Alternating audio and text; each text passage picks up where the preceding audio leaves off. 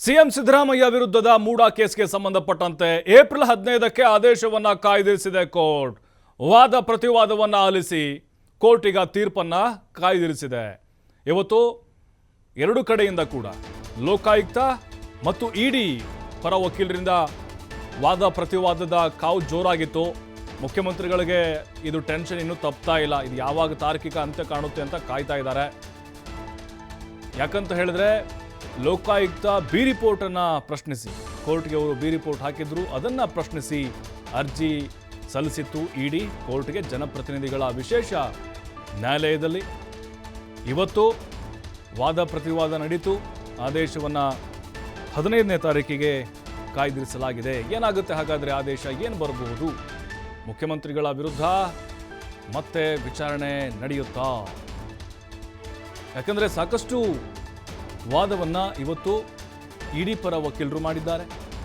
ಇದಕ್ಕೆ ಆಕ್ಷೇಪಿಸಿ ಲೋಕಾಯುಕ್ತ ಎಸ್ಪಿಪಿ ಕೂಡ ವಾದವನ್ನ ಮಂಡಿಸಿದ್ದಾರೆ. ಬಹಳ ಸ್ಪಷ್ಟವಾಗಿ ಗೊತ್ತಾಗೋದು ಇಲ್ಲಿ ಇಡಿ ಅವರು ಹೇಳ್ತಾ ಇರೋದು, ಈಗಾಗಲೇ ಏನೋ ಲೋಕಾಯುಕ್ತ ಪೊಲೀಸರು ಕೋರ್ಟ್ಗೆ ಬಿ ರಿಪೋರ್ಟ್ ಅನ್ನು ಸಲ್ಲಿಸಿದ್ದಾರೆ. ಇದು ಸತ್ಯಕ್ಕೆ ದೂರವಾದದ್ದು, ಪಕ್ಷಾತೀತವಾಗಿ ಆಗಿಲ್ಲ, ಪಾರದರ್ಶಕವಾಗಿ ತನಿಖೆ ನಡೆದಿಲ್ಲ. ನಾವು ತನಿಖೆ ಮಾಡಿ ಕೊಟ್ಟರೂ ಕೂಡ ನಾವು ಕೊಟ್ಟಂಥ ಅಂಶಗಳನ್ನು ಅವರು ಬಿ ರಿಪೋರ್ಟ್ನಲ್ಲಿ ಹಾಕಿಲ್ಲ. ಸರ್ಕಾರದ ಅಧೀನದಲ್ಲಿ ಬರುವಂಥ ಸಂಸ್ಥೆ ಲೋಕಾಯುಕ್ತ ಆಗಿರೋದ್ರಿಂದಾಗಿ ಇದಕ್ಕೆ ನೀವು ಮಹತ್ವ ಕೊಡಬೇಡಿ. ಅವರು ಪರವಾಗಿ ಮಾಡಿದ್ದಾರೆ. ಇದನ್ನ ಸಾಕ್ಷ್ಯಗಳಿದ್ರೂ ಕೂಡ, ಟೆಕ್ನಿಕಲ್ ಎವಿಡೆನ್ಸ್ ಇದ್ರೂ ಕೂಡ ರಿಪೋರ್ಟ್ನಲ್ಲಿ ಏನೂ ಹಾಕಿಲ್ಲ, ಅವ್ರ ಮೇಲೆ ಆರೋಪನೇ ಇಲ್ಲ. ಹಾಗಾಗಿನೇ ಇದನ್ನು ರದ್ದು ಮಾಡಬೇಕು, ವಜಾ ಮಾಡಬೇಕು ಅನ್ನುವಂತಹ ಪ್ರಶ್ನೆಯನ್ನು ಇಲ್ಲಿ ಇಡಿ ಪರ ವಕೀಲರು ಮಾಡಿದರು. ಈ ಹಿಂದೆ ಕೂಡ ಜನಪ್ರತಿನಿಧಿಗಳ ವಿಶೇಷ ಕೋರ್ಟ್ನಲ್ಲಿ ವಿಚಾರಣೆ ನಡೆದಿತ್ತು. ಇಡಿ ಸಲ್ಲಿಸಿರುವ ತಕರಾರು ಅರ್ಜಿಗೆ ಲೋಕ ಆಕ್ಷೇಪಣೆಯನ್ನ ಸಲ್ಲಿಸಿತು. ಇಡಿ ಅರ್ಜಿಯನ್ನ ಪರಿಗಣಿಸಲು ಕಾನೂನಿನಲ್ಲಿ ಅವಕಾಶನೇ ಇಲ್ಲ. ಈಗ ದೂರುದಾರರಂತ ಹೆಂಗೆ ಪರಿಗಣಿಸಬೇಕು ಇಡಿ ಅವ್ರನ್ನ? ಅಲ್ಲಿ ದೂರು ಕೊಟ್ಟಿರೋದು ಸ್ನೇಹಮಯಿ ಕೃಷ್ಣ. ಕಾನೂನಲ್ಲಿ ಅವಕಾಶ ಇಲ್ಲ ಒಂದು ಸಂಸ್ಥೆಯನ್ನ ದೂರುದಾರರು ಅಂತ ಪರಿಗಣನೆ ಮಾಡೋದಕ್ಕೆ. ಇಡಿ ಅರ್ಜಿಯಲ್ಲಿ ತನಿಖೆಯ ಬಗ್ಗೆ ಕೂಡ ಸ್ಪಷ್ಟತೆ ಇಲ್ಲ. ಲೋಕಾಯುಕ್ತಕ್ಕೆ ಇಡಿ ಪತ್ರ ಬರೆದು 27 ದಾಖಲೆಯನ್ನ ಕೊಟ್ಟಿತ್ತು. ತನಿಖಾಧಿಕಾರಿ ದಾಖಲೆಯನ್ನ ಪರಿಗಣಿಸಿ ಬಿ ರಿಪೋರ್ಟ್ ಅನ್ನು ಸಲ್ಲಿಸಿದ್ದಾರೆ. ಇದೊಂದು ಖಾಸಗಿ ದೂರು, ದೂರುದಾರರು ತಕರಾರು ಸಲ್ಲಿಸಿದ್ದಾರೆ. ಇಡಿ ಈ ಪ್ರಕರಣದಲ್ಲಿ ನೊಂದ ವ್ಯಕ್ತಿ ಅಲ್ಲ. ನೀವು ನೊಂದೋರು ಅಲ್ವಲ್ಲ. ನೀವು ಹೆಂಗೆ ಹಾಗಾದರೆ ಪ್ರಶ್ನೆ ಮಾಡ್ತೀರಿ ಇಲ್ಲಿ? ಹೆಂಗೆ ತಕರಾರು ಮಾಡ್ತೀರಿ ಇಲ್ಲಿ? ಅದಕ್ಕೆ ಅವಕಾಶ ಇಲ್ಲ ಕಾನೂನಲ್ಲಿ. PMLA ಆಗಿರಬಹುದು, FEMA ಅಡಿ ಇಡಿ ತನಿಖೆ ನಡೆಸಬಹುದು. ಅಂದರೆ ಇಲ್ಲೇನಾದರೂ ಹವಾಲಾ ಹಣ ಇತ್ತರೆ, ದೊಡ್ಡ ಮಟ್ಟದ ಹಣ ವರ್ಗಾವಣೆ ಆಗಿದ್ರೆ ಮಾತ್ರ ನೀವು ತನಿಖೆ ನಡೆಸ್ಬೋದು. ಮತ್ತೊಂದು ತನಿಖಾ ಸಂಸ್ಥೆಯ ತನಿಖೆ ಪ್ರಶ್ನಿಸುವ ಅಧಿಕಾರ ಇಲ್ಲ ನಿಮಗೆ, ಅಂದರೆ ಇಡಿ ಅವರಿಗೆ.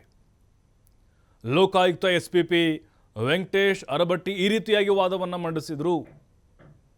ಅಂದರೆ ಇಲ್ಲಿ ಇಡಿ ಅವರೇನಿದ್ದಾರೆ, ನೀವೇ ಸಂತ್ರಸ್ತರ, ನೀವು ಭೂಮಿ ಕಳ್ಕೊಂಡವರಾ, ಅಥವಾ ಮುಖ್ಯಮಂತ್ರಿಗಳ ಕುಟುಂಬದಿಂದ ನೀವೇನಾದರೂ ನಷ್ಟಕ್ಕೊಳಗಾಗಿದ್ದೀರಾ?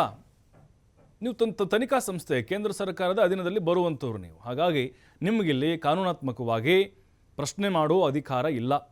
ತಕರಾರು ಅರ್ಜಿ ಸಲ್ಲಿಸುವಂತಹ ಹಕ್ಕು ನಿಮಗಿಲ್ಲ. ಇದನ್ನು ಲೋಕಾಯುಕ್ತ SPP ವೆಂಕಟೇಶ್ ಅರಬಟ್ಟಿ ಅವರು ತಮ್ಮ ವಾದದಲ್ಲಿ ಮಂಡಿಸಿದ್ರು.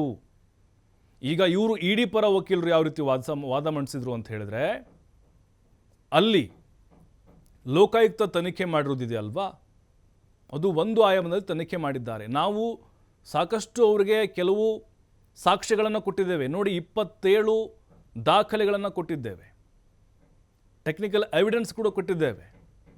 ನಾವು ಅವ್ರಿಗೆ ಒಂದು ರೀತಿ ಏಜೆನ್ಸಿಯಾಗಿ ಕೆಲಸ ಮಾಡಿದ್ವಿ, ಮಾಹಿತಿಗಳನ್ನು ಕೊಟ್ಟಿದ್ದೇವೆ. ನಾವು ಯಾವ ಆ್ಯಂಗಲಲ್ಲಿ ತನಿಖೆ ಮಾಡಿದ್ವು, ನಾವು ಕೆಲವೊಂದಿಷ್ಟು ಎವಿಡೆನ್ಸ್ಗಳನ್ನು ಕೊಟ್ಟಿದ್ದೇವೆ, ಮಾಹಿತಿಗಳನ್ನು ಒದಗಿಸಿದ್ದೇವೆ. ಆದರೂ ಕೂಡ ಬಿ ರಿಪೋರ್ಟನ್ನು ನೀವು ಯಾವುದೇ ಆರೋಪ ಇಲ್ಲ, ಇದರಲ್ಲಿ ಮುಖ್ಯಮಂತ್ರಿಗಳ ಪಾತ್ರ, ಅವ್ರ ಕುಟುಂಬದವ್ರ ಪಾತ್ರ ಇಲ್ಲ, ಬರೀ ಅಧಿಕಾರಿಗಳ ಎಡವಟ್ಟು, ಅವ್ರ ಮೇಲೆ ಆರೋಪವನ್ನು ಮಾಡಿದ್ದೀರಿ ಬಿ ರಿಪೋರ್ಟ್ನಲ್ಲಿ. ಹಾಗಾಗಿನೇ ನಮ್ಮ ಅಂಶಗಳನ್ನು ನೀವು ಪರಿಗಣಿಸಿಲ್ಲ.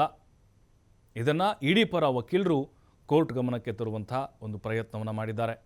ಹಾಗಾಗಿ ಏಪ್ರಿಲ್ 15ಕ್ಕೆ ವಿಚಾರಣೆಯನ್ನು ಮುಂದೂಡಿಕೆ ಮಾಡಿ ಆದೇಶವನ್ನು ಹೊರಡಿಸಿದ್ದಾರೆ. ಅವತ್ತೇನಾಗಬಹುದು ಹಾಗಾದರೆ? ಈಗಾಗಲೇ ಕೂಡ ಮುಖ್ಯಮಂತ್ರಿಗಳು ರಿಲೀಫ್ ಸಿಗ್ತಾ ಇದೆ ಮುಖ್ಯಮಂತ್ರಿಗಳಿಗೆ. ಅವರ ಪತ್ನಿ ಆಗಿರ್ಬೋದು ಮತ್ತು ಭೈರತಿ ಸುರೇಶ್ ಕೂಡ ಹೈಕೋರ್ಟ್ನಲ್ಲಿ ಪ್ರಶ್ನೆಯನ್ನು ಮಾಡಿದ್ರು ಇಡಿ ತನಿಖೆದು, ಅದನ್ನು ವಜಾ ಮಾಡಲಾಗಿತ್ತು.